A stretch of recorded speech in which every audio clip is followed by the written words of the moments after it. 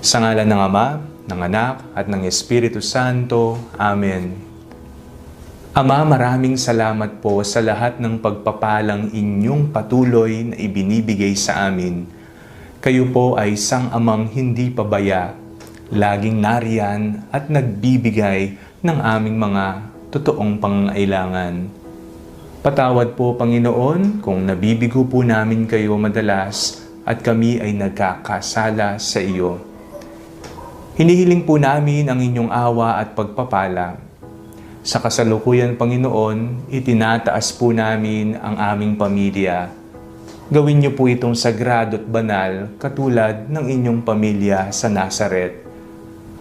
Naway, bigyan niyo po kami ng pagmamahal, pag-uunawa sa isa't isa, at kami sana'y magmahalan bilang isang tunay at matapat na pamilya.